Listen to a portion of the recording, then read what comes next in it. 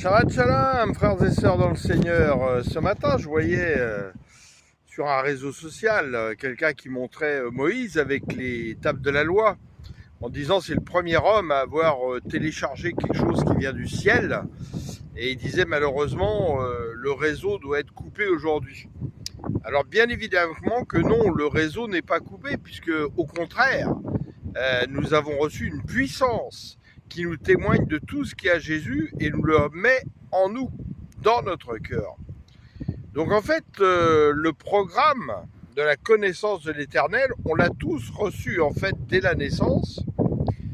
Mais ce qui manque aujourd'hui, et ce qui est l'histoire de tous les hommes dans la Bible, si on regarde bien, c'est le cœur double.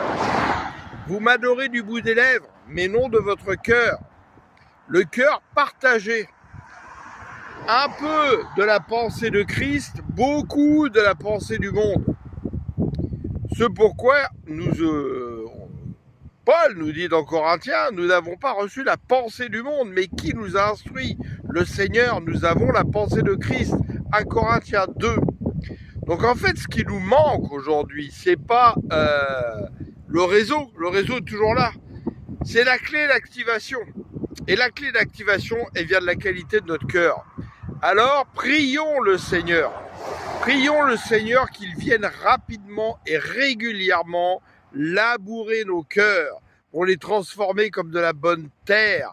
Notre cœur, c'est le champ de Dieu. Si l'ennemi est venu répandre l'ivraie, l'ivraie peut disparaître grâce au Saint-Esprit qui va labourer, retirer les pierres, les ronces. Nous sommes tous concernés.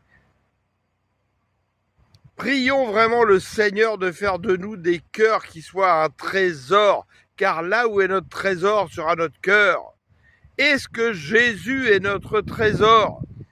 Ou est-ce qu'on le connaît encore selon la chair et non l'esprit, rené d'en haut, où justement nous avons reçu un programme nouveau qui nous permet d'aller beaucoup plus loin dans la connaissance, la sagesse de l'Éternel en Christ Yeshua Mashiach.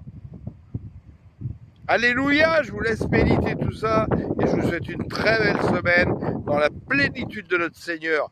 Vous vous rendez compte que celui que les cieux des cieux ne peuvent contenir veut habiter en nous et faire de nous son temple. C'est ça l'évangile, c'est ça la bonne nouvelle. Celui qui a créé le ciel et l'univers n'habite pas dans des temples faits de mains d'hommes. Acte 17. Jésus vient d'établir une relation de cœur à cœur avec nous. Puissions-nous répondre présent. Alléluia.